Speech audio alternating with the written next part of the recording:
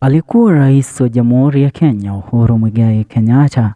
Alitambulikana kama baba ya watoto watatu, wa kwanza akiwa ni Jomo Kenyatta, wa pili akiwa ni Ngina Kenyatta na kitinda mimba wake Muhoho Kenyatta.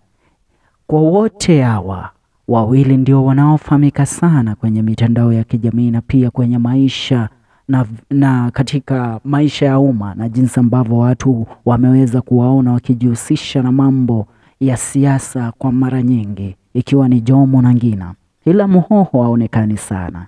Leo tunamwangazia Muhoho Kenyatta na biashara ambazo ameweza kuzifanya katika maisha yake, kando na maisha na biashara za babake, akijizolea mamilioni ya pesa katika biashara zake.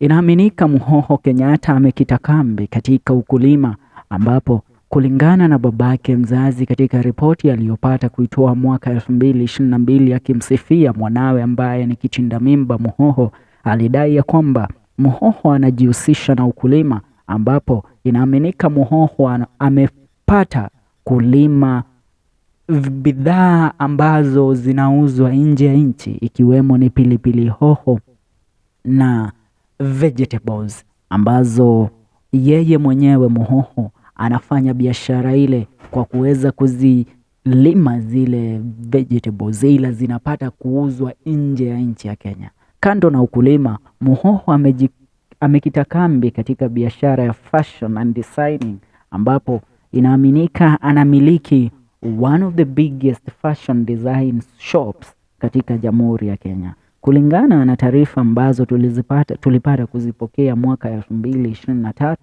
ni kwamba Muhoho Kenyatta owns one of the most luxurious fashion designs in the country, ambapo alipata kufungua duka ambapo yeye mwenyewe ndiye ambaye ana design manguo ambazo zinapata kuuzwa katika duka lake.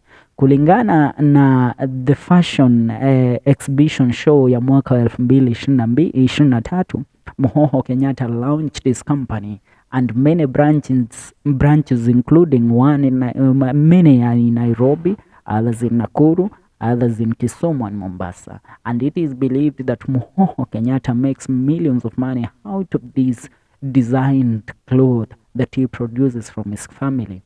And how does he do this? He designs African wares, which are mostly kitenge fashion designs, and gets to sell them to the African people, na watu wa Kiafrika ambapo wanapenda mila na desturi za Kiafrika, ambao wanapenda sana kuvalia vitenge. Na biashara hii inaaminika kumzolea mamilioni ya pesa.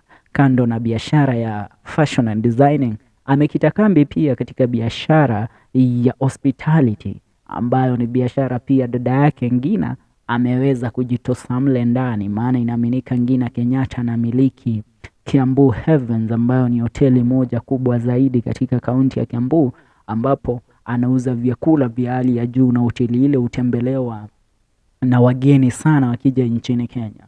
So Muhoho Kenyatta is also believed to own some hotels in the country kulingana na profile yake. Ni hayo kwa sasa. Hii ni FM Show KE. Leo na kuomba upate kusubscribe kwa taarifa zingine.